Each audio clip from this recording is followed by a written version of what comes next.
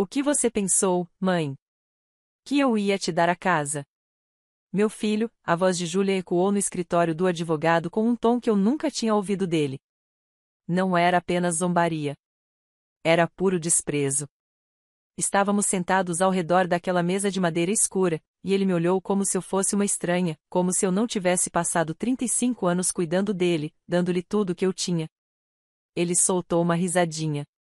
Curta, seca, cheia de veneno. Fique com o carro velho e enferrujado, mãe. Pelo menos você pode vendê-lo como sucata. O Sr. Wallace pigarreou desconfortavelmente, remexendo os papéis do testamento em sua mesa. Mantive o olhar fixo no meu filho. Não disse nada, nem uma única palavra. Apenas o observei. Vi como seus olhos brilhavam de satisfação, como ele sorria, pensando que tinha vencido, que eu tinha perdido, que finalmente tinha se livrado de mim. Meu marido faleceu há apenas 3 semanas. 3 semanas em que a dor ainda me acordava à meia-noite. 3 semanas em que eu ainda preparava café para 2 pessoas por hábito. E lá estava meu único filho, o menino que eu havia segurado em meus braços, zombando de mim no momento em que eu me sentia mais vulnerável. O advogado continuou lendo o testamento em tom profissional, tentando ignorar a tensão que preenchia cada canto daquele escritório.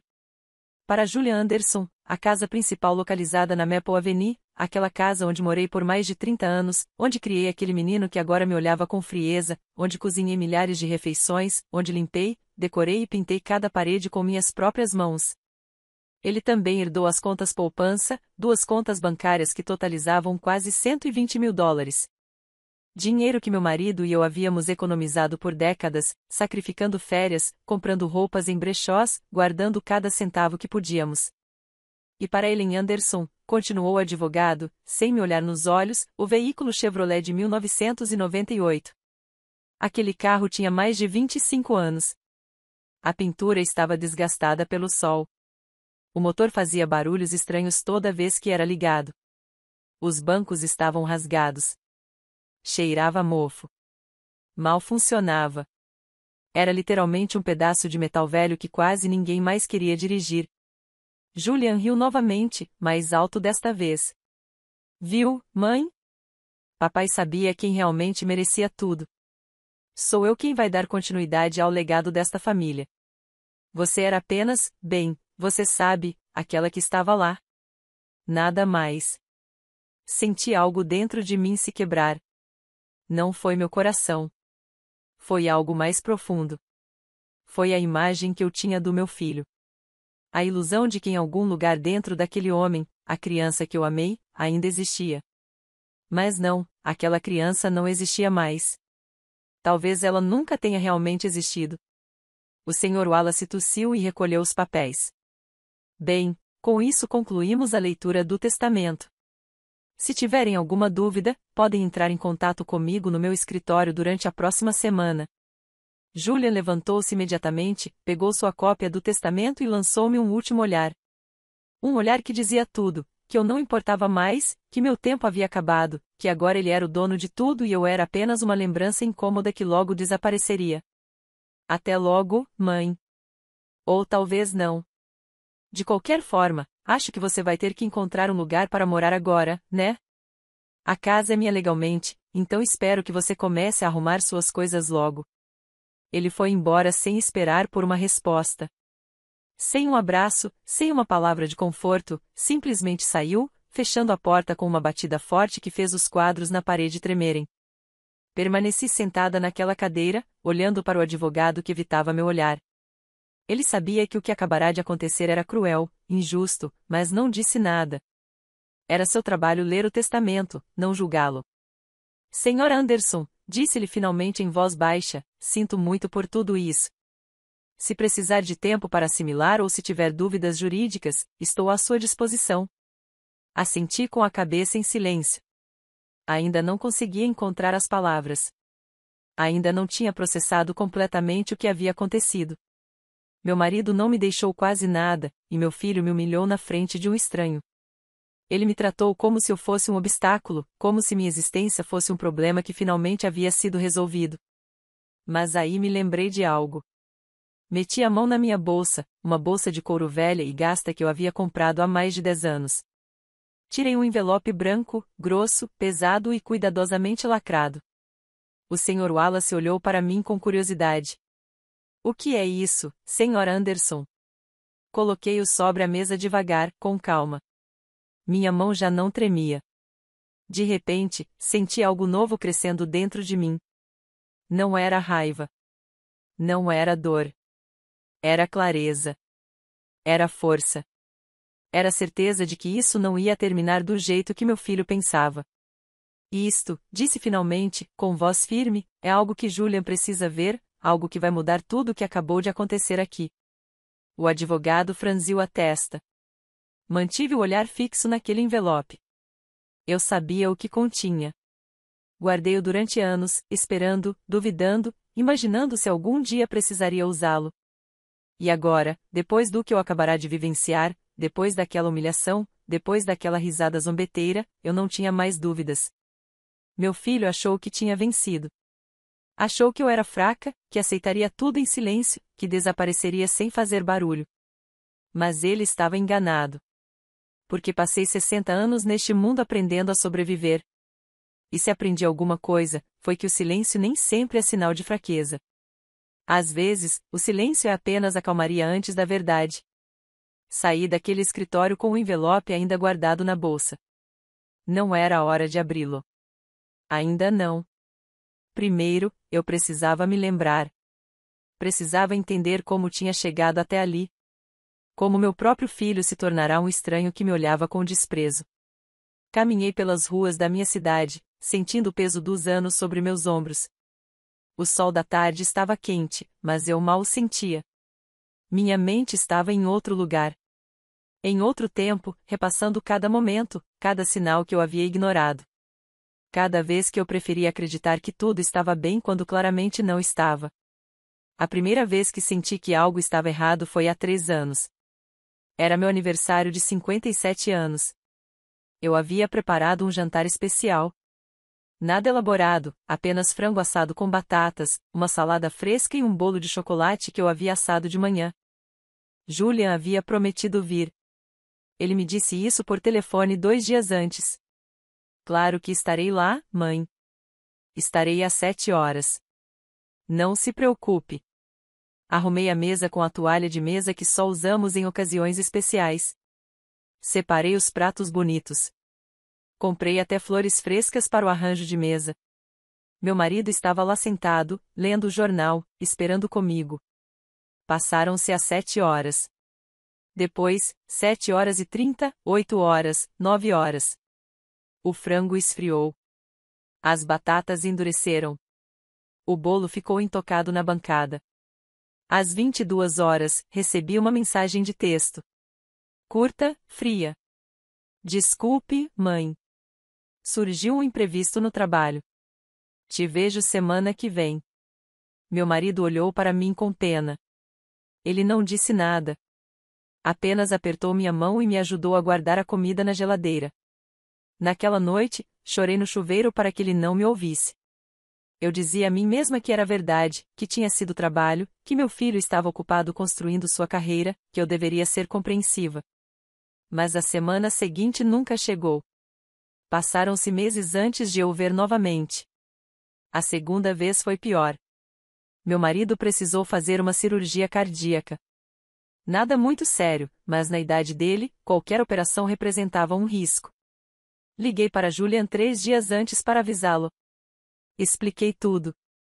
Disse a ele que o médico recomendou que a família estivesse presente. Seu pai precisa de você. Eu disse a ele que seria bom ter seu apoio. Claro, mãe. Estarei lá. Pode contar com isso. No dia da cirurgia, cheguei ao hospital às 5 da manhã. Sentei-me naquela sala de espera fria, cheia de luz branca e com cheiro de desinfetante. Outras famílias também estavam lá. Vi esposas acompanhadas de seus filhos.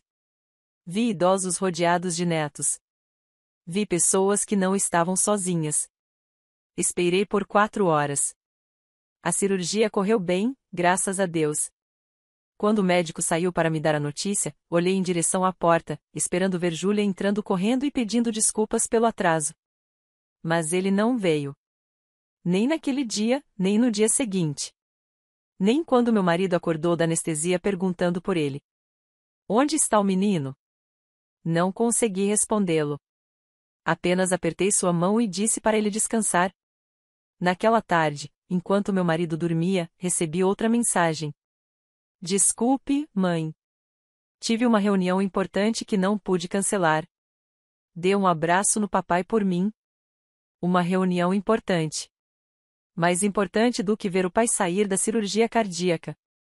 Mais importante do que estar com a mãe em um dos momentos mais difíceis da vida dela. Justifiquei minha decisão novamente. Disse a mim mesma que o mundo do trabalho era assim hoje em dia, que os jovens enfrentavam pressões diferentes, que eu estava sendo antiquada e exigente. Mas, no fundo, algo estava começando a ruir. A terceira vez foi no Natal passado. Tínhamos combinado de nos encontrar em casa para jantar juntos. Era uma tradição que mantínhamos desde que Júlia era criança. Eu prepararia o peru assado, o presunto glaciado e a torta de maçã. Meu marido decoraria a árvore de Natal. Era a nossa época do ano, a única época em que realmente nos sentíamos como uma família. Julian chegou com 2 horas de atraso. Ele não trouxe um presente, nem mesmo um cartão. Ele sentou-se à mesa com o celular na mão, checando mensagens a cada 2 minutos. Comeu rápido, sem falar muito. Quando terminou, levantou-se e disse que já precisava ir.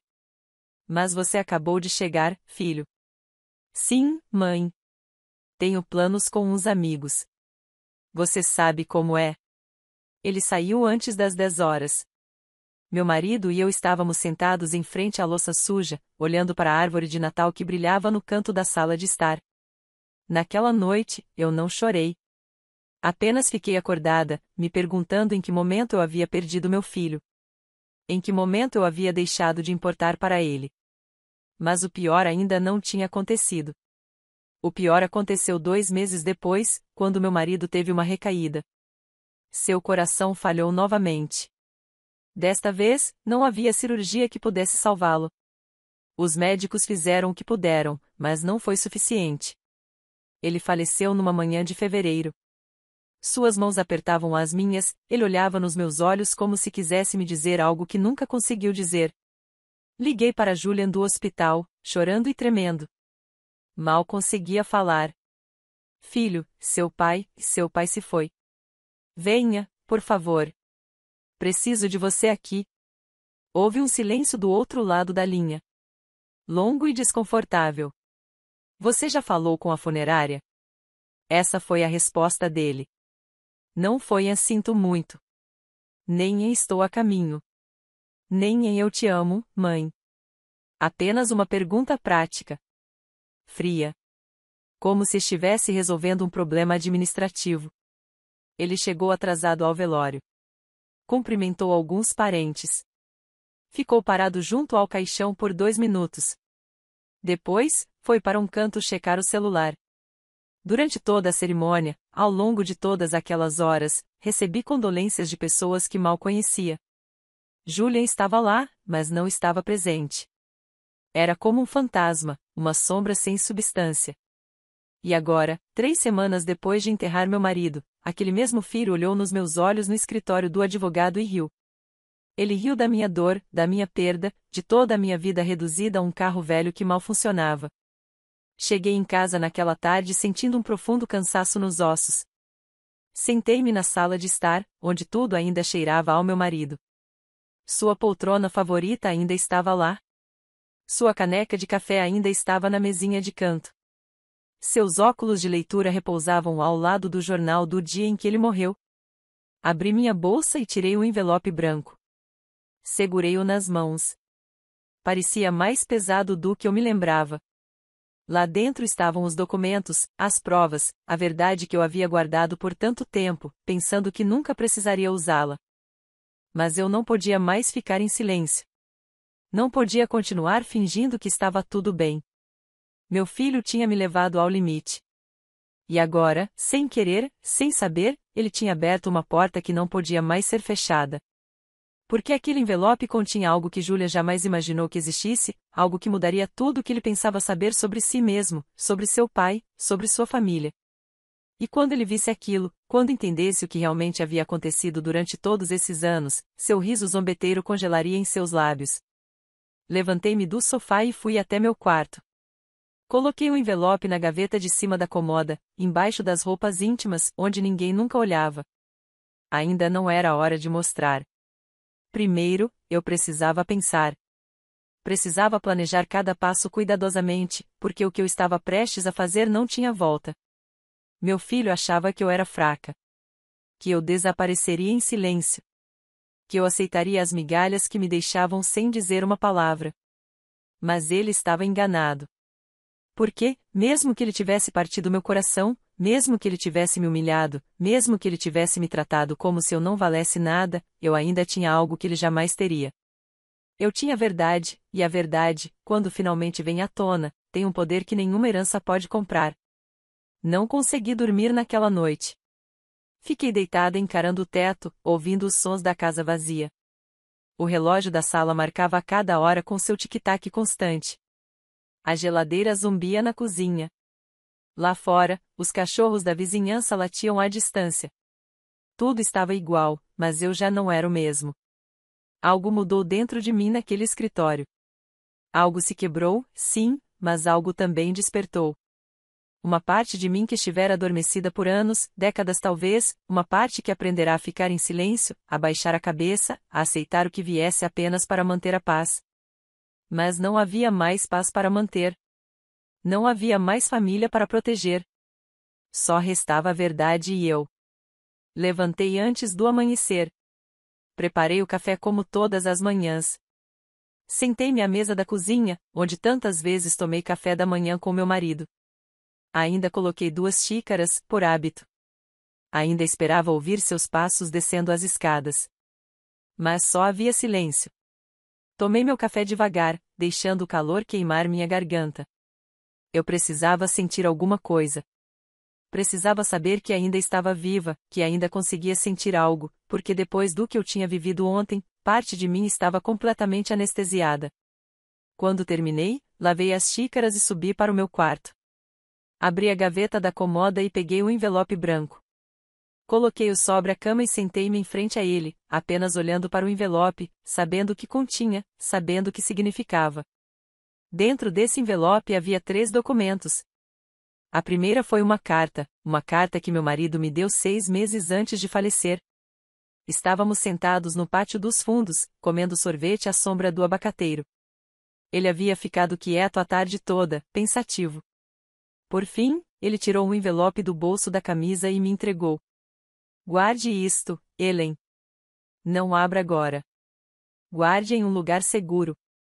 Se as coisas ficarem difíceis com Julian, se você sentir que ele está te tratando mal ou não te respeitando, abra. Tudo o que você precisa saber está lá dentro. Olhei para ele confusa. Do que você está falando? O que Julian tem a ver com isso? Meu marido suspirou. Só me prometa que você vai guardar. E que, se chegar a hora, você vai usar. Eu lhe prometi. Mas jamais imaginei que esse momento chegaria tão cedo. Que 3 semanas após sua morte, meu próprio filho me humilharia dessa maneira. Abri o envelope com as mãos trêmulas. Retirei a carta. O papel estava amarelado. A tinta era de caneta tinteiro. A caligrafia do meu marido era inconfundível. Comecei a ler. Helen, meu amor, se você está lendo isso, é porque eu parti e porque Julian te magoou. Sinto muito por não ter tido coragem de te contar isso em vida. Sinto muito por ter sido tão covarde. Mas preciso que você saiba a verdade. Julian não é meu filho biológico. O mundo parou. Li aquela frase 3 vezes. 4. 5. A cada vez, na esperança de que as palavras mudassem, que dissessem algo diferente. Mas não, eles continuavam dizendo a mesma coisa. Julian não é meu filho biológico. Continuei lendo, com o coração acelerado. Quando nos casamos, você já estava grávida de outro homem. Você nunca me disse quem era, e eu nunca perguntei. Só sei que ele a abandonou quando descobriu. Deixou você sozinha, assustada, sem ninguém. E eu a amava tanto que não me importei. Decidi que aquele bebê seria meu, que eu o criaria como meu próprio filho, que jamais o faria se sentir diferente. E cumpri essa promessa. Julian nunca soube. Você nunca contou a ele, e eu também não. Para mim, ele era meu filho. Eu o amava como tal. Dei a ele meu sobrenome. Dei a ele meu tempo. Dei a ele tudo o que eu tinha. Mas à medida que ele crescia, à medida que se tornava um homem, comecei a ver nele coisas que me preocupavam. Uma frieza, uma falta de empatia, uma maneira de olhar para as pessoas como se fossem objetos. Como se a única coisa que importasse fosse o que ele podia obter delas. Tentei corrigi-lo. Tentei ensinar-lhe valores, mas não funcionou. E com o passar dos anos, essa frieza se transformou em crueldade, especialmente com você.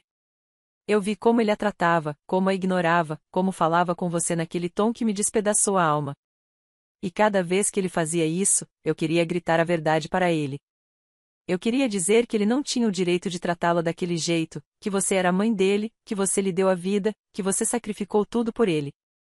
Mas eu me calei por covardia, por medo de destruir a família, por medo de que ele me odiasse. E agora me arrependo, porque sei que depois da minha morte ele será pior. Sei que ele tentará tirar tudo de você, que te tratará como se você não valesse nada. E é por isso que estou lhe deixando esta carta. E é por isso que também estou lhe deixando a prova. Minhas mãos tremiam tanto que quase deixei o jornal cair. Continuei lendo. Neste envelope, você também encontrará os resultados de um teste de DNA que fiz há 2 anos. Quando Julian teve pneumonia e precisou de informações médicas detalhadas, o médico sugeriu que fizéssemos uma análise genética. Ela confirmou o que eu já sabia, que não há nenhuma correspondência biológica entre ele e eu. Que legalmente sou o pai dele porque assinei a certidão de nascimento, mas geneticamente não compartilhamos nenhum sangue. Estou incluindo também uma cópia do testamento original, aquele que fiz há 5 anos. Nesse testamento, deixei tudo para você. A casa, as contas, tudo, porque você foi minha esposa, a mulher que amei por mais de 30 anos. Aquela que esteve comigo nos bons e maus momentos, aquela que merecia tudo o que eu tinha. Mas, há 1 ano, Julian veio me visitar. Ele estava preocupado com a minha saúde. Disse que deveríamos rever o testamento, que seria mais fácil se as coisas estivessem claras desde o início. Eu estava cansada, fraca, e ele foi muito convincente. Falou comigo sobre impostos, sobre procedimentos legais, sobre como facilitar as coisas para você depois da minha morte. E eu, como uma idiota, mudei o testamento. Deixei a casa para ele. Deixei as contas, pensando que ele cuidaria de você, que garantiria que você tivesse tudo o que precisava. Mas agora eu sei que estava errado. Sei que ele só estava pensando em si mesmo. E é por isso que estou deixando esta prova para você. Para que você possa se defender, para que possa reivindicar o que é seu. Porque, mesmo que eu não esteja mais aqui, mesmo que eu não possa mais protegê-lo, ainda posso lhe dar as armas para se proteger. Eu te amo, Ellen. Sempre te amei. E sinto muito por ter te decepcionado dessa forma. Sinto muito por não ter sido mais forte, mais corajosa, mas confio que você será. Confio que você usará isso quando chegar a hora e confio que, no fim, a justiça será feita. Sempre seu até meu último suspiro. A carta terminava ali. Assinada com seu nome completo. Datada de 6 meses atrás. 6 meses em que guardei este envelope sem abri-lo. 6 meses em que meu marido viveu sabendo que um dia eu leria isto, que um dia eu descobriria a verdade. Deixei a carta cair e cobri o rosto com as mãos. Não chorei. Não me restavam lágrimas. Apenas senti um enorme vazio no peito. Um vazio que lentamente se preenchia com algo novo, algo mais forte que a dor. Determinação. Retirei os outros 2 documentos do envelope. O primeiro foi, de fato, um teste de DNA. Nomes, números, porcentagens, tudo lá, tudo oficial, tudo autenticado por um laboratório certificado. A conclusão foi clara. Probabilidade de paternidade, 0%. O segundo documento era uma cópia do testamento original, aquele de 5 anos atrás, com letras legíveis. Meu marido havia deixado tudo em meu nome, a casa, as contas bancárias, as economias, tudo. com um bilhete que dizia: para minha esposa, Ellen Anderson, que tem sido minha fiel companheira e o amor da minha vida, que isto seja suficiente para que ela viva com dignidade e paz pelo resto de seus dias. Passei horas sentada na cama, olhando para aqueles papéis, compreendendo lentamente o que significavam, o que podiam fazer, o poder que me davam. Julian não sabia de nada disso. Ele não sabia que o homem a quem chamava de pai a vida toda não era seu pai biológico. Ele não sabia da existência de um testamento anterior. Ele não sabia que eu tinha provas. Provas de que tudo o que ele pensava saber sobre si mesmo era mentira. E eu tinha uma decisão a tomar. Eu poderia ficar quieta, aceitar o carro velho, ir morar num apartamento pequeno, deixar Julian ficar com tudo, desaparecer em silêncio como ele esperava. Ou eu poderia me levantar. Eu poderia usar esses documentos. Eu poderia mostrar a verdade a ele. Eu poderia lutar pelo que era meu, pelo que meu marido queria que eu tivesse. Coloquei os papéis de volta no envelope. Segurei-o contra o peito. Fechei os olhos e respirei fundo. Eu já havia tomado minha decisão. Julia me subestimou. Ele achou que eu era fraca, que eu estava acabada, que eu não tinha mais nada a oferecer. Mas ele estava enganado. Porque ainda me restava uma coisa. A única coisa que realmente importava no final. Eu tinha a verdade e estava pronto para usá-la. Passei os 3 dias seguintes trancada em casa. Não saí. Quase não comi. Apenas pensei, planejei, tentei descobrir como usaria as informações que tinha. Eu não podia simplesmente ir até Julian e jogar os documentos na cara dele. Seria muito fácil, muito rápido, e ele daria um jeito de distorcer a situação, de se fazer de vítima, de convencer todo mundo de que eu era o vilão. Não, eu precisava fazer isso direito. Precisava ter certeza de cada passo. No 4º dia, enquanto eu estava sentada na cozinha tomando café, a campainha tocou. Eu não esperava ninguém. Hesitei antes de abrir, mas a campainha tocou novamente, insistente. Caminhei até a porta e olhei pelo olho mágico. Um homem mais velho estava parado do lado de fora. Ele devia ter uns 70 anos. Usava calças sociais e uma camisa branca de botões. Segurava um chapéu nas mãos. Seu rosto me era vagamente familiar, mas não conseguia me lembrar de onde o conhecia. Abri a porta só um pouquinho. Sim. Posso ajudar? O homem olhou para mim com olhos cansados. Olhos que já tinham visto muita coisa. Olhos que carregavam um peso enorme. Senhora Anderson, peço desculpas por aparecer assim, sem avisar. Meu nome é Arthur Miller. Não sei se a senhora se lembra de mim. Trabalhei com seu marido há muitos anos na fábrica têxtil. Abri a porta um pouco mais. Sim, o nome me soava familiar. Meu marido havia trabalhado naquela fábrica por quase 20 anos antes de mudar de emprego. Ele já havia mencionado esse nome algumas vezes. Sim, eu me lembro. Meu marido falou de você. O que há atrás aqui? Arthur olhou para baixo. Parecia nervoso, desconfortável. Soube do falecimento do seu marido. Sinto muito, senhora. Ele era um bom homem, um dos melhores que já conheci, e é por isso que estou aqui. Porque lhe devo algo. Devo-lhe a verdade, e acho que a senhora também tem o direito de saber. Algo em seu tom de voz me fez estremecer. Abri a porta completamente e o convidei a entrar. Por favor, entre. Arthur entrou devagar. Sentou-se no sofá da sala quando fiz um gesto. Sentei-me à sua frente. Esperei. Meu coração batia forte e eu não sabia por quê. Senhor Anderson, começou ele com a voz rouca, eu sei algo sobre seu filho, Julian. Algo que seu marido me contou há muitos anos. Ele me fez prometer que eu nunca contaria, que levaria o segredo para o túmulo. Mas agora que ele se foi e depois do que ouvi dizer que aconteceu na leitura do testamento, sinto que a senhora precisa saber. Eu me inclinei para a frente. Como você soube o que aconteceu na leitura do testamento? Como você descobriu? O sobrinho do Sr. Wallace trabalha comigo. Ele estava no escritório naquele dia.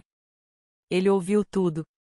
Ele me contou como seu filho a tratou, como zombou de você, e eu não pude ficar calada.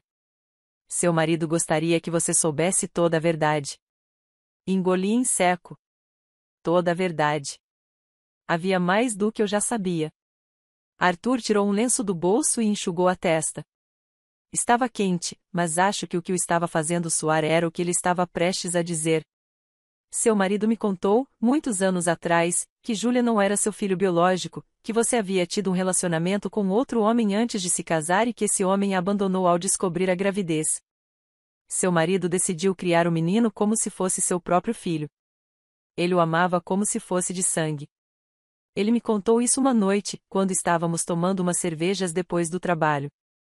Ele estava preocupado porque Julia estava começando a apresentar comportamentos estranhos. Frieza, falta de empatia, coisas que o faziam lembrar de alguém. De quem? Perguntei, com a voz trêmula. Seu pai biológico. O silêncio preenchia o quarto. Eu conseguia ouvir o relógio de parede ticando. Eu conseguia ouvir minha própria respiração. Arthur prosseguiu. O pai biológico de Julia chamava-se Vincent Russo. Eu o conhecia. Ele trabalhou conosco na fábrica por um tempo. Era jovem, bonito e um verdadeiro caso perdido. Um bom de lábia, um mulherengo. Ele encantava todas as garotas, conseguia o que queria e depois desaparecia. Ele fez isso com várias mulheres, não só com a senhora Anderson. Deixou um rastro de corações partidos e crianças sem pai. Seu marido sabia. Ele percebeu as semelhanças em Julia à medida que ele envelhecia. Aquela frieza, aquele jeito de pensar apenas em si mesmo. Isso o assustava. Assustava-o pensar que seu filho tinha o sangue daquele homem. Eu não conseguia acreditar no que estava ouvindo. Eu sabia quem era o pai de Julia, claro, mas nunca soube o nome dele. Nunca soube que ele tinha trabalhado com meu marido. Nunca soube que ele tinha uma reputação. Eu o conheci em um baile. Ele me disse que se chamava Cláudio. Ele era encantador. Me fez sentir especial. E então ele desapareceu. Eu nunca soube que seu nome verdadeiro era Vincent. Eu nunca soube que ele tinha outras vítimas. Arthur percebeu o choque estampado no meu rosto. Sinto muito, senhora. Sei que é difícil de ouvir, mas há mais. Aquele homem, Vincent Russo, não desapareceu. Ele ainda está por aí. Mora no condado vizinho e ouvi dizer que não está bem. Está doente, sozinho e tem outros filhos. Filhos que ele também abandonou. Filhos que, pelo que ouvi, acabaram tão frios e egoístas quanto ele. Senti tontura. Era demais. Muita informação, muita dor. Por que você está me dizendo isso, Arthur? O que isso tem a ver com o testamento? Porque seu marido, antes de morrer, estava investigando. Ele estava procurando os outros filhos de Vincent. Queria ver se havia um padrão, se aquela frieza era genética. Ele encontrou dois, um filho em Chicago e uma filha no Texas. Ambos com problemas legais, ambos com histórico de manipulação e fraude. Seu marido estava apavorado com a possibilidade de Julia seguir o mesmo caminho. Ele me disse, Arthur, se algo me acontecer, tenho medo do que Julia fará com Ellen. Ele só a vê como um obstáculo, como um meio para um fim. E é por isso que estou aqui. Porque ele estava certo. Seu filho é igualzinho ao pai biológico, e você precisa se proteger. Seu marido queria que você estivesse protegida. Arthur inclinou-se para a frente. Seu marido era um bom homem, senhora Anderson, o melhor. Ele a amava mais do que tudo. Ele não merecia isso e você também não. Não deixe seu filho fazer isso com você. Não deixe Vincent Russo vencer, nem mesmo através do filho dele. Lute. Ele se levantou, colocou o chapéu de volta na cabeça e caminhou até a porta. Eu disse o que tinha para dizer. Cumpri minha promessa ao seu marido. O que você fará com essa informação é com você. Mas saiba disto, você não está sozinha. Seu marido, mesmo depois de morto, ainda está cuidando de você. Ele foi embora. Fiquei sentada na sala de estar por um longo tempo, com o envelope branco no colo, agora acompanhado da nova e terrível verdade que Arthur me revelara. Agora eu tinha a carta do meu marido. Eu tinha o teste de DNA. Eu tinha o testamento original. E agora eu tinha um nome. Vincent Russo. Eu tinha um padrão. Eu tinha um motivo. Julian não era apenas ganancioso. Ele era desesperado. E talvez estivesse repetindo um ciclo do qual nem sequer sabia fazer parte. Naquela noite, fiz uma ligação. Não para Julian, nem para o Sr. Wallace. Liguei para um novo advogado. Um advogado que Arthur havia mencionado. Um tal de Sr. Grant. Ele é durão, disse Arthur. Ele não está para brincadeiras. Ele é exatamente o que você precisa. Escritório do Sr. Grant, respondeu uma voz profissional. Sim, respondi, com a voz mais forte do que esperava. Preciso marcar uma consulta. Meu nome é Ellen Anderson e estou pronta para lutar. Na manhã seguinte, eu estava sentado no escritório do Sr. Grant. Era diferente do Sr. Wallace. Era moderno, elegante, todo em vidro e aço. O Sr. Grant era um homem na casa dos 50 anos, com um olhar direto e uma aura de confiança que intimidava. Sentei-me em frente a ele, segurando minha bolsa com firmeza. Quem te contou sobre mim? Arthur Miller. Ele me ligou ontem. Ele me contou sobre a sua situação. E antes dele, seu marido veio me consultar há alguns meses. Ele me deixou instruções específicas caso você precisasse de assistência jurídica. Senti um nó na garganta. Meu marido havia planejado tudo. Ele havia preparado cada detalhe, sabendo que um dia eu precisaria de proteção. O Sr. Grant inclinou-se para a frente. Conte-me o que aconteceu na leitura do testamento. Preciso ouvir a sua versão diretamente. Contei-lhe tudo, desde o momento em que entramos no escritório do Sr. Wallace, até o riso zombeteiro de Julia, as palavras que ele me disse, o carro velho que meu marido me deixou. Contei-lhe como me sentia, como algo dentro de mim se quebrou naquele dia. O Sr. Grant ouviu em silêncio. Ele tomava notas de vez em quando. Quando terminei, ele assentiu com a cabeça. Entendo. Agora, mostre-me o que você trouxe. Tirei todos os documentos da minha bolsa e os coloquei sobre a mesa, um por um, a carta, o teste de DNA, o testamento original, as informações sobre Vincent Russo e seus outros filhos. O Sr. Grant examinou-os cuidadosamente. Leu cada palavra, examinou cada selo, cada assinatura.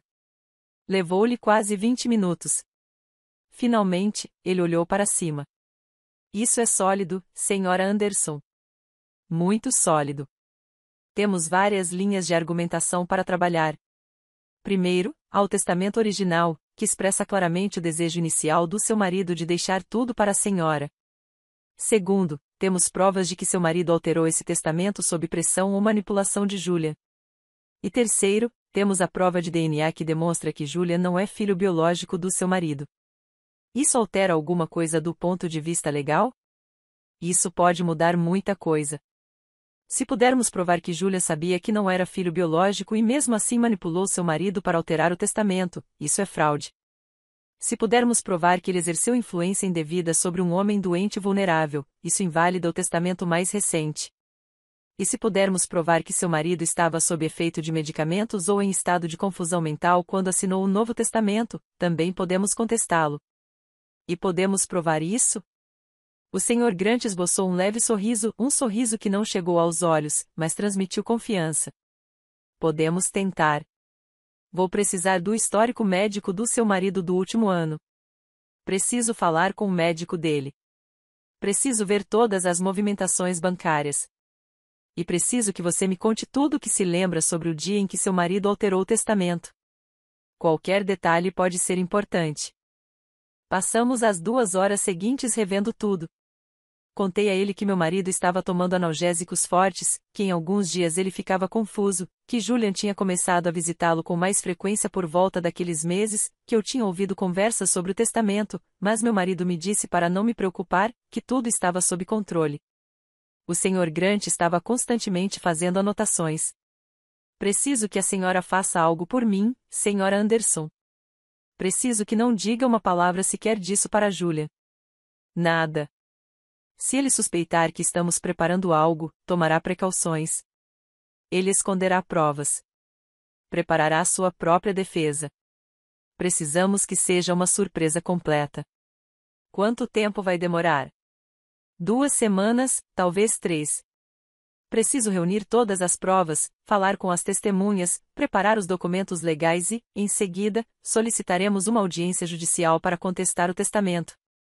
É lá que apresentaremos tudo isso. E se perdermos, seu filho fica com tudo e você fica com o carro velho. Mas nós não vamos perder, Sra. Anderson. Não com essas provas. Não com essa verdade. Levantei-me para ir embora.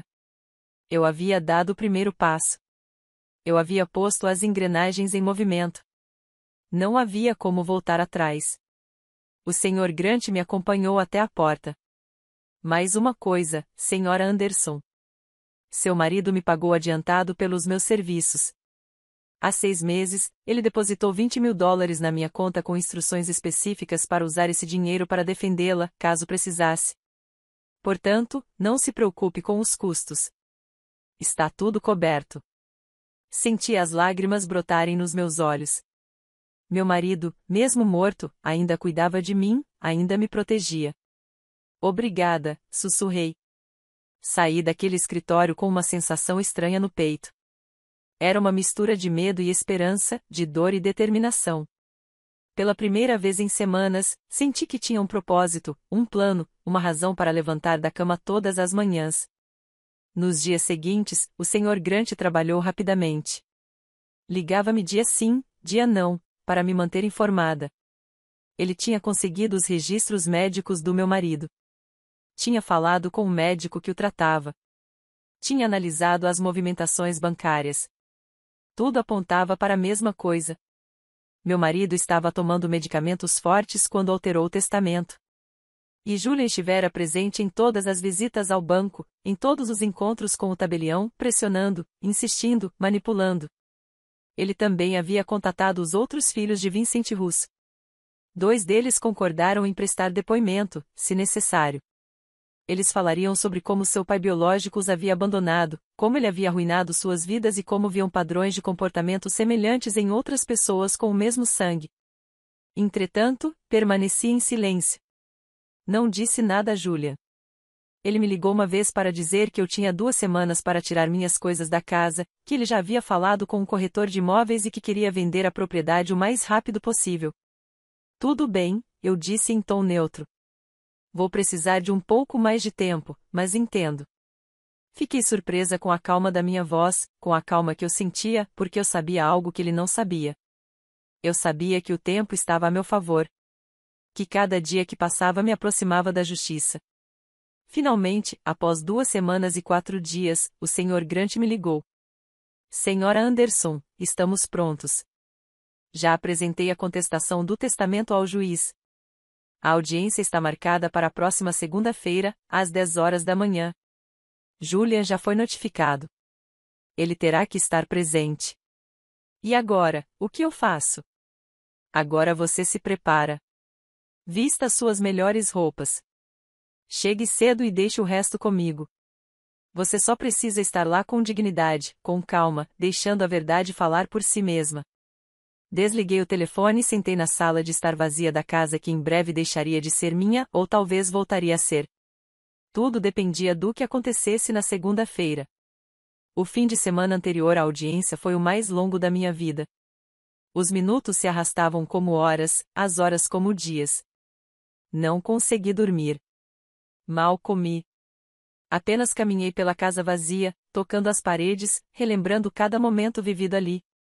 Na manhã de sábado, recebi uma ligação de Julia. Sua voz parecia irritada, aborrecida. Mãe, o que é isso de audiência no tribunal? O que você está tentando aprontar? Preparei-me mentalmente antes de responder. Mantive a voz calma. Serena. Estou apenas exercendo meus direitos legais, filho. Nada mais. Seus direitos? O testamento é claro. Tudo é meu. Papai decidiu isso. Por que você simplesmente não aceita e segue em frente? Porque não é justo, Julia. E acredito que seu pai não estava em condições de tomar essa decisão quando a tomou. Houve um silêncio. Então sua voz mudou. Tornou-se mais áspera, mais ameaçadora. Você está cometendo um erro, mãe. Um erro muito grande. Você vai perder. Vai passar vergonha. E vai gastar dinheiro que não tem com advogados. Para quê? Para provar o quê? Que você é uma velha amargurada que não consegue aceitar a realidade. As palavras dele me magoaram. Claro que magoaram. Mas não me destruíram como antes.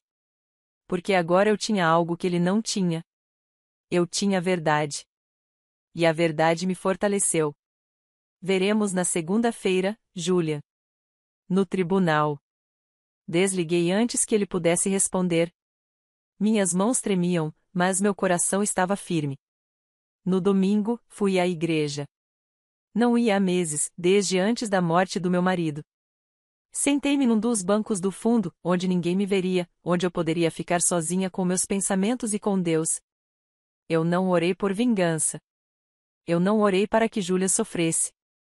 Eu apenas orei por força, por clareza, para que a justiça fosse feita, para que a verdade viesse à tona e para que eu tivesse a coragem de enfrentar o que quer que viesse. Ao sair da igreja, senti-me mais leve, mais preparado, como se finalmente estivesse pronto para o que tinha de fazer. Naquela noite, preparei minha roupa para segunda-feira. Escolhi um vestido cinza simples. Nada chamativo, nada extravagante, apenas algo digno, algo que demonstrasse que eu era uma mulher séria, uma mulher respeitável, uma mulher que merecia ser ouvida. Também preparei todos os documentos novamente. Revisei-os um por um. A carta do meu marido, o teste de DNA, o testamento original, os registros médicos. Tudo tinha que estar em ordem. Tudo tinha que estar perfeito. Fui para a cama cedo, mas não consegui dormir. Fiquei olhando para o teto, ouvindo os sons da casa, o ranger da madeira, o vento batendo nas janelas, as lembranças sussurrando em cada canto. Pensei no meu marido, em como ele me amou, em como me protegeu mesmo depois da morte. Pensei em Julian quando criança, em seu riso, seus abraços, em como ele corria para mim quando chegava da escola. E me perguntei em que momento ele se transformou nesse homem frio que me tratava como se eu não valesse nada. Às 5 da manhã, levantei. Não adiantava mais tentar dormir. Preparei o café. Sentei-me na cozinha e observei o nascer do sol pela janela. Os primeiros raios de sol pintaram o céu de laranja e rosa. Foi lindo. E por um instante, apenas por um instante, permiti-me sentir paz. Às 8, tomei banho. Vesti-me com cuidado. Pentei o cabelo. Passei um pouco de maquiagem. Não muita, apenas o suficiente para não parecer doente, para não parecer derrotada. Quando me olhei no espelho, vi uma mulher diferente. Eu não era a mesma que havia entrado naquele escritório 3 semanas atrás. Eu não era a mesma que havia escutado o riso zombeteiro do filho sem dizer nada. Essa era uma pessoa nova, alguém mais forte, alguém que estava pronto para lutar. Às 9h15, um táxi me buscou. O Sr. Grant havia me dito que me encontraria no tribunal e que eu não precisava me preocupar com nada. A viagem foi curta, mas pareceu uma eternidade. Olhei pela janela, observando as ruas familiares passarem, a padaria onde eu comprava pão doce aos domingos, a farmácia onde meu marido buscava seus remédios, o parque onde Julian brincava quando criança. Toda a minha vida se passou nessas ruas, e agora tudo está por um fio. Chegamos ao tribunal às 9h30. Era um grande prédio de concreto cinza. Havia pessoas entrando e saindo, advogados com pastas, famílias nervosas, seguranças revistando bolsas. Paguei o motorista e saí. Minhas pernas estavam fracas, mas continuei caminhando, um passo de cada vez, respirando fundo, lembrando a mim mesma porque eu estava ali, porque aquilo era importante. O Sr. Grant estava me esperando na entrada. Ele vestia um terno escuro e carregava uma pasta de couro. Quando me viu, sorriu e caminhou em minha direção. Senhora Anderson, a senhora é muito pontual. Isso é ótimo. Como a senhora está se sentindo? Nervosa, admiti, mas pronta. Perfeito. É exatamente isso que eu preciso ouvir. Agora, escute com atenção. Quando entrarmos no tribunal, você verá Julian. Ele estará sentado do outro lado com seu advogado. Não olhe para ele. Não reaja a nada do que ele disser. Apenas mantenha a calma. Eu vou cuidar de tudo. Você só precisa estar presente. Entendeu? Assenti com a cabeça. Entendido. Você também ouvirá coisas difíceis. Coisas sobre seu marido, sobre você, sobre seu passado. O advogado de Julian tentará denegrir sua imagem, questioná-la, fazê-la duvidar de você. Não deixe que ele faça isso. Lembre-se do porquê de estar aqui. Lembre-se, a verdade está do seu lado. Eu me lembrarei. Ótimo. Então vamos lá. Entramos no tribunal. Passamos pelo detector de metais. Subimos para o segundo andar. Caminhamos por um longo corredor com portas de ambos os lados. Finalmente, chegamos à sala de audiências número 3. O Sr. Grant abriu a porta. Lá dentro, havia várias fileiras de cadeiras, uma grande mesa na frente onde o juiz se sentaria e, à direita, já sentado, estava Julian. Meu filho olhou para mim quando entrei. Seus olhos estavam cheios de raiva, de desprezo, mas também de algo mais, algo que eu nunca tinha visto antes. Havia medo, apenas um pouco, mas estava lá. Sentei-me do lado esquerdo, ao lado do Sr. Grant. Coloquei minha bolsa no colo. Respirei fundo e esperei. Às 10 horas em ponto, o juiz entrou. Era um homem na casa dos 60 anos, de cabelos grisalhos, usava óculos e tinha uma expressão séria. Bom dia. Estamos aqui para a audiência de impugnação do testamento do Sr. Anderson. Ambas as partes estão presentes? Ambos os advogados responderam, sim. Muito bem.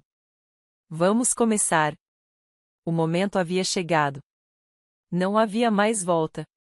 Tudo o que restava era confiar na verdade e que a justiça finalmente prevaleceria. O Sr. Grant foi o primeiro a se levantar. Caminhou até o centro da sala com passos firmes. Sua voz era clara, profissional, mas firme. Excelência, estou aqui para representar a Sra. Ellen Anderson na impugnação do testamento de seu falecido marido. Temos provas convincentes de que o testamento atual foi lavrado sob influência indevida, em um momento em que o Sr. Anderson não estava em pleno domínio de suas faculdades mentais devido a medicamentos fortes e à sua saúde debilitada. O advogado de Julian levantou-se imediatamente. Era um jovem de terno preto impecável e voz arrogante. Objeção, meritíssimo. O testamento foi assinado perante um tabelião. Contém todas as assinaturas necessárias. É completamente legal e válido. A Sra. Anderson está simplesmente insatisfeita com as decisões do marido e está tentando revertê-las por ressentimento. O juiz levantou a mão pedindo silêncio. Ambos terão a oportunidade de apresentar seus argumentos. Sr. Grant, prossiga. O Sr. Grant assentiu com a cabeça e começou a apresentar as provas. Primeiro, os registros médicos do meu marido. Ele leu em voz alta as doses de morfina que estava tomando, os analgésicos, os relatórios médicos que indicavam confusão mental ocasional, desorientação e problemas de memória. Como pode ver, meritíssimo, o Sr. Anderson não estava em condições de tomar decisões financeiras importantes durante os últimos meses de sua vida. Mesmo assim, nesse período, seu filho Julian o convenceu a alterar um testamento que estava em vigor há 5 anos. Em seguida, ele apresentou o testamento original, o documento que deixava tudo em meu nome. O juiz examinou tudo cuidadosamente. Leu cada linha, cada palavra. Este testamento foi feito quando o Sr. Anderson estava completamente saudável, quando tinha lucidez mental, e nele expressou o desejo de deixar tudo para sua esposa, a casa, as economias, tudo, com uma observação específica dizendo que ela merecia viver com dignidade pelo resto de seus dias. O advogado de Julian se levantou novamente. As pessoas têm o direito de mudar de ideia, meritíssimo. Talvez o Sr. Anderson tenha reconsiderado e decidido que seu filho merecia mais. Isso não é ilegal. Mas o Sr. Grant já tinha a resposta pronta. Ele tirou outro documento, um que eu não tinha visto antes. Excelência. Este é um depoimento juramentado de Arthur Miller, um amigo próximo do Sr. Anderson. Nele, ele relata uma conversa que teve com o Sr. Anderson 2 meses antes de sua morte. Nessa conversa, o Sr. Anderson expressou arrependimento por ter alterado o testamento. Ele afirmou, e cito, que seu filho o pressionou, que ele se sentiu coagido, que queria corrigir a situação, mas não tinha mais forças.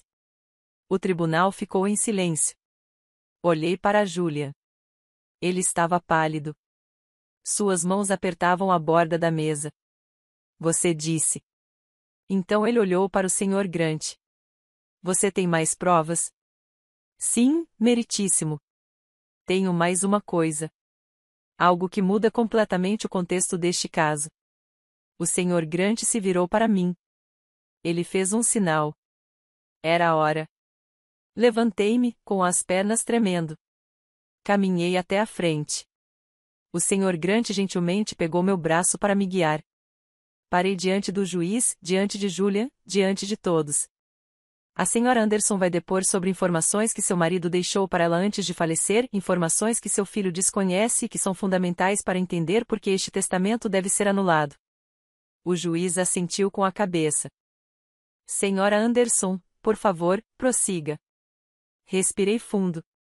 Olhei Julian diretamente nos olhos e comecei a falar. Meu marido me deixou uma carta antes de morrer. Nessa carta, ele me contou algo que eu já sabia, mas que nunca havia contado a ninguém. Julian não é filho biológico do meu marido. O impacto daquelas palavras foi imediato. Julian levantou-se num pulo. Seu advogado tentou acalmá-lo, mas ele não ouviu. O que você está dizendo? Isso é mentira. Você é um mentiroso. O juiz bateu o martelo. Ordem. Sr. Anderson, sente-se ou o senhor será retirado deste tribunal. Julian sentou-se, mas ainda tremia de raiva. Seus olhos me encaravam com um ódio que eu nunca tinha visto antes. Continuei. Minha voz já não tremia. Quando conheci meu marido, eu já estava grávida de outro homem. Um homem que me abandonou quando descobriu. Meu marido decidiu criá-lo como seu próprio filho. Ele o amava. Deu-lhe seu sobrenome. Nunca o tratou de forma diferente. Mas há 2 anos, quando Julian começou a mudar, quando começou a me tratar com desprezo, meu marido fez um teste de DNA. Ele queria confirmar o que já sabia. E os resultados foram claros. Não há nenhuma ligação biológica. O Sr. Grant fez o teste de DNA e entregou ao juiz. O juiz examinou-o, verificou os selos, as assinaturas e as datas. Este teste é legítimo, meritíssimo. Foi realizado por um laboratório certificado e comprova que Julia Anderson não tem direito legal à herança como filho biológico. Legalmente, o Sr. Anderson poderia tê-lo deserdado completamente se quisesse, mas não o fez porque o amava. Porque, apesar de tudo, o considerava seu filho. O advogado de Julian estava pálido. Levantou-se com dificuldade. Isso é irrelevante. Meu cliente foi legalmente reconhecido como filho dele. Ele tem o sobrenome. Ele tem a certidão de nascimento. A biologia não importa aqui. Mas o Sr. Grant balançou a cabeça negativamente. A biologia importa quando se trata de manipulação, quando se trata de influência indevida. Porque meu cliente também tem provas de que Julia sabia ou suspeitava que não era o filho biológico e que usou essa informação para pressionar o pai em seu leito de morte, para fazê-lo se sentir culpado, para convencê-lo a alterar o testamento. Isso é mentira, gritou Julian. Eu não sabia de nada disso. Então o Sr. Grant tirou outro documento. Era um trecho de mensagens de texto, mensagens entre Julian e um amigo de 1 ano atrás. Leia isto, meritíssimo. Nessas mensagens, Julian diz a um amigo, e eu cito, aquele velho não é realmente meu pai. Estou apenas esperando que ele morra para que eu possa receber o que ele me deve por todos esses anos. O silêncio no tribunal era absoluto. O único som era a respiração ofegante de Julian. O juiz leu as mensagens. Sua expressão endureceu. Ele olhou para Julian com severidade. Como você conseguiu essas mensagens? Perguntou o advogado de Julian, em tom de desespero. Legalmente. O telefone que ele usou para enviar essas mensagens era propriedade do Sr. Anderson. Estava registrado em nome dele. E, após sua morte, sua esposa tem o direito legal de acessar esses registros. Olhei para Julia. Toda a sua arrogância havia desaparecido. Toda a sua confiança tinha evaporado. Agora ele era apenas um homem exposto, nu diante da verdade. O juiz fechou a pasta com os documentos. Tirou os óculos. Olhou para todos nós. Já ouvi o suficiente. Vou fazer um recesso de 30 minutos para analisar todas as provas apresentadas. Depois, darei meu veredicto. Ele se levantou e saiu da sala. Todos ficamos sentados em silêncio. Julian finalmente olhou para mim. Não havia mais raiva em seus olhos. Apenas choque, confusão e algo que talvez fosse dor. Por quê? Porque você nunca me contou, ele sussurrou. Pela primeira vez em semanas, senti um lampejo de compaixão por ele. Mas era tarde demais. Muito tarde. Porque não importava quem era seu pai biológico. O que importava era quem te criou, quem te amou, e você jogou esse amor fora como se não valesse nada. Ele não respondeu. Apenas olhou para baixo. Os 30 minutos pareceram uma eternidade. Finalmente, o juiz retornou. Todos nós nos levantamos. Analisei todas as provas, começou ele em tom firme, e minha decisão é clara. O testamento atual é, por este meio, anulado, por ter sido lavrado sob influência indevida e enquanto o testador se encontrava em estado vulnerável. O testamento original será restabelecido, no qual todos os bens são deixados para a Sra. Ellen Anderson.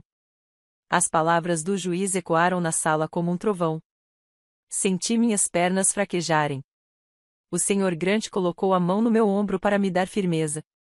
Eu tinha vencido. Depois de tanta dor, tanta humilhação, tanta injustiça, eu finalmente venci. Olhei para Julian. Ele estava imóvel na cadeira. Seu advogado sussurrava em seu ouvido, mas ele parecia não estar ouvindo. Ele apenas encarava o vazio, como se não conseguisse processar o que acabará de acontecer, como se todo o seu mundo tivesse desmoronado em questão de minutos. O juiz prosseguiu.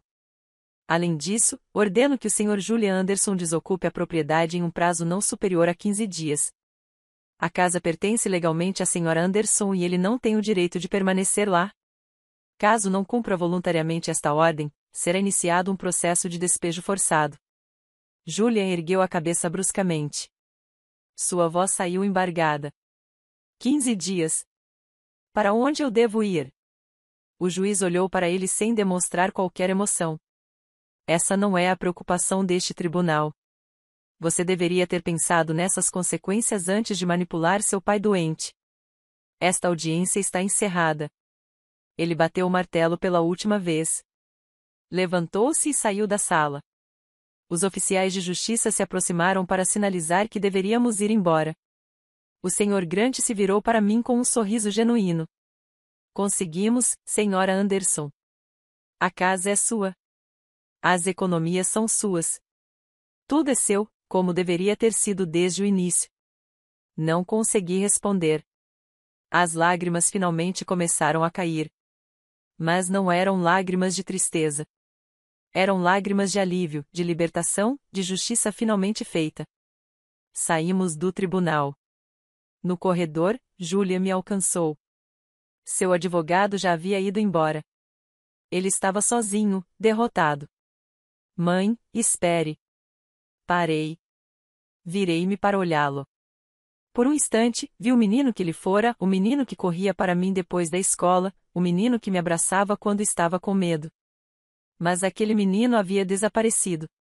Talvez ele nunca tivesse realmente existido.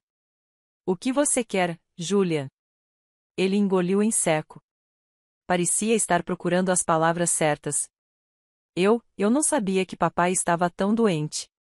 Eu não sabia que a medicação o deixava tão confuso. Eu só pensei. Você pensou o quê? Que poderia se aproveitar de um homem moribundo? Que poderia tirar tudo da sua mãe sem consequências? Não é isso. Eu só precisava do dinheiro. Tenho dívidas. Muitas dívidas. O negócio está falindo. Estou prestes a declarar falência.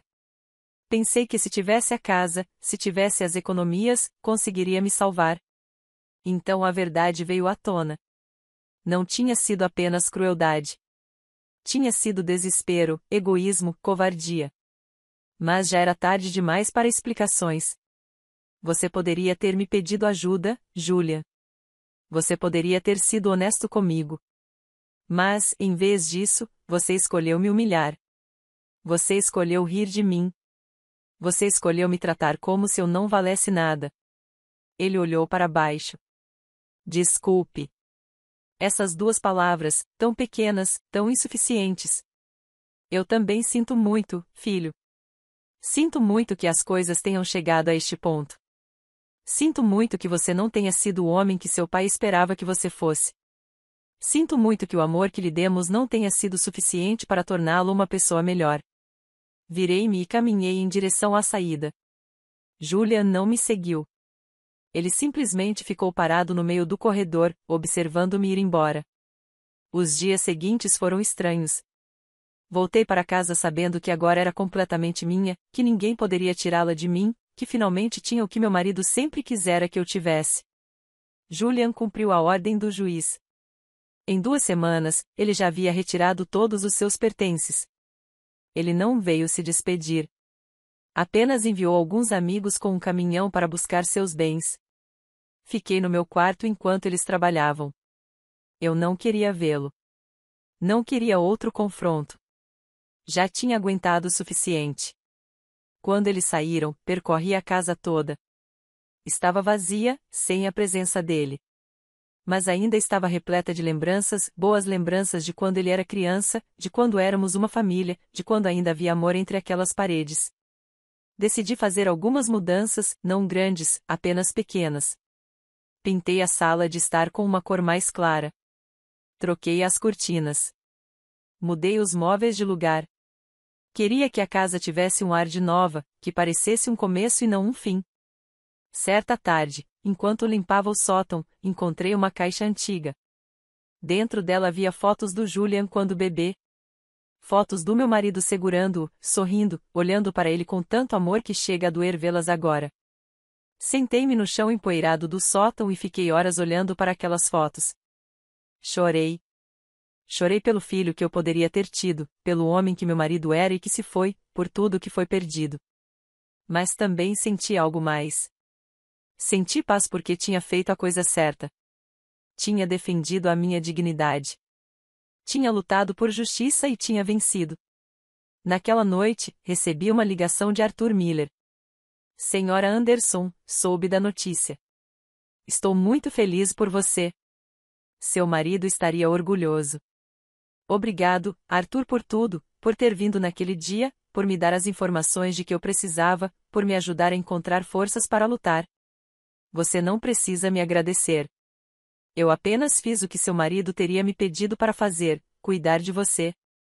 Desligamos e eu fiquei olhando para o telefone.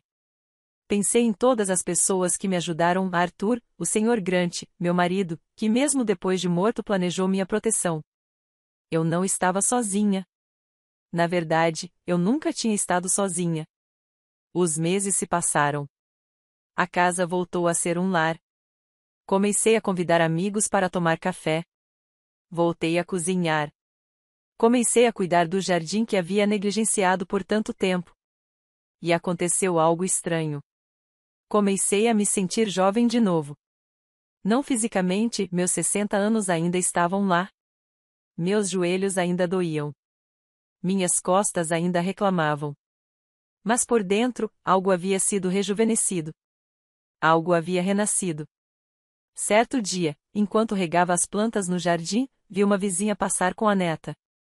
A menina devia ter uns 5 anos. Ela corria à frente da avó, rindo e perseguindo borboletas. A avó acenou para mim. Eu acenei de volta e, por um instante, senti uma pontada, uma pergunta. Será que algum dia verei Júlia novamente?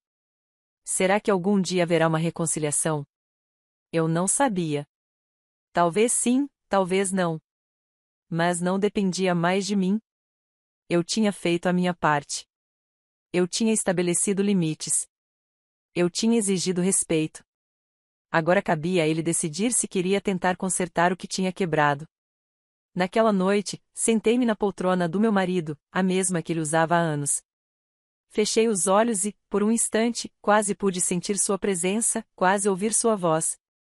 Você se saiu muito bem, Ellen. Estou orgulhoso de você. Eu sorri. Sozinha na sala de estar vazia, sorri porque finalmente estava bem. Finalmente estava em paz.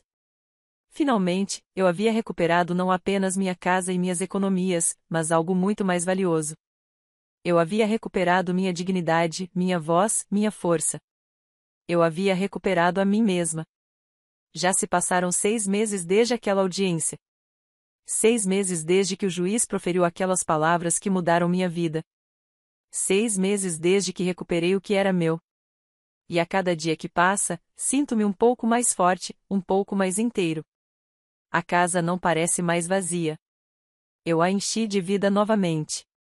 Adotei uma pequena gata laranja que encontrei na rua numa tarde chuvosa. Dei-lhe o nome de Esperança, porque foi isso que ela me deu. Esperança de que eu ainda possa me importar, de que eu ainda possa amar, de que eu ainda tenha tanto para dar. Meus amigos vêm me visitar às terças-feiras. Tomamos café no pátio. Compartilhamos histórias. Rimos. Às vezes choramos. Todos nós temos nossas batalhas. Todos nós já perdemos algo. Mas também estamos todos aqui, de pé, lutando. Um deles me perguntou recentemente se eu já pensei em perdoar Julia, se já considerei ligar para ele e tentar resolver as coisas. Penso nisso todos os dias, disse-lhe honestamente. Mas perdoar não significa esquecer. Não significa permitir que ele me machuque novamente. Significa deixar o ressentimento para trás para que eu possa viver em paz, e eu já fiz isso. Deixei a raiva para trás. Deixei a dor para trás. Mas isso não significa que eu tenha que abrir a porta para ele novamente. Ela assentiu com a cabeça. Ela entendeu. Todos eles entenderam. A verdade é que não tenho notícias do Julian desde que ele foi embora. Não sei onde ele mora. Não sei como ele está. Às vezes me pergunto se ele pensa em mim, se arrepende, se aprendeu alguma coisa com tudo isso. Mas essas perguntas não me tiram mais o sono. Elas não me consomem mais. Aprendi que não posso controlar as decisões de outras pessoas, nem mesmo as do meu próprio filho. Só posso controlar as minhas. E eu escolhi a dignidade. Eu escolhi a verdade. Eu escolhi me defender. O Sr. Grant veio me visitar há um mês. Ele trouxe os documentos finais. Tudo estava oficialmente em meu nome, a casa, as contas bancárias, os $120.000 que meu marido e eu havíamos economizado por décadas. Era tudo legalmente meu. Sem dúvidas, sem recursos pendentes. O que você vai fazer com tudo isso? Ele me perguntou enquanto tomávamos chá na sala de estar. Pensei por um instante antes de responder. Vou viver. Vou viajar um pouco. Quero ver o oceano. Nunca vi o oceano. Meu marido sempre prometeu me levar, mas nunca tivemos tempo.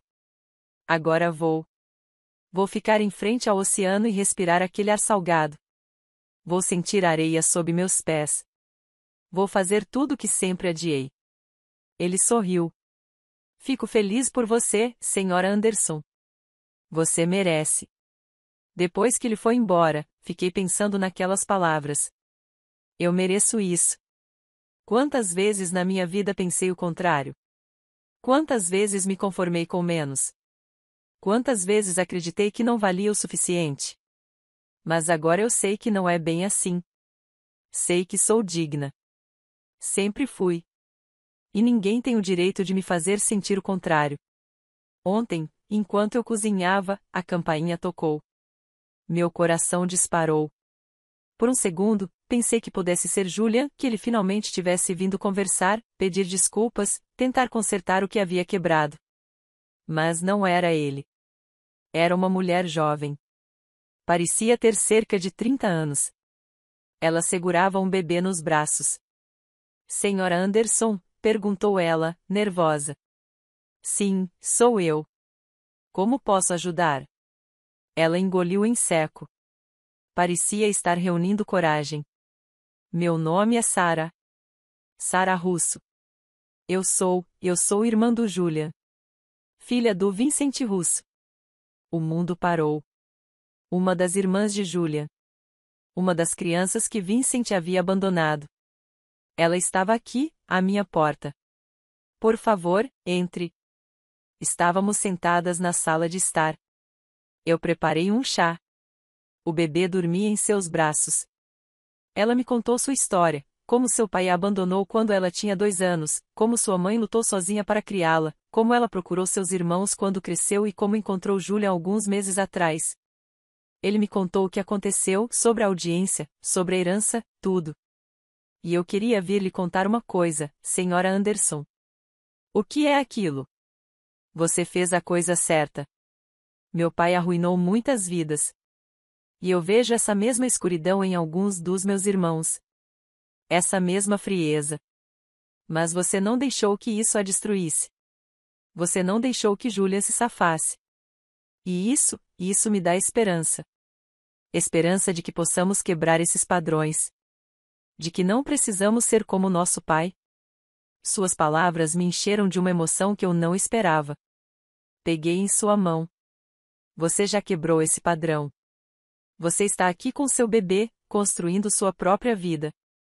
Essa é a coisa mais corajosa que você pode fazer. Ela sorriu, com lágrimas nos olhos. Conversamos por horas. Ela me contou sobre sua vida, seus sonhos, seus medos, e eu contei a minha história, não apenas a parte dolorosa, mas também a parte bonita.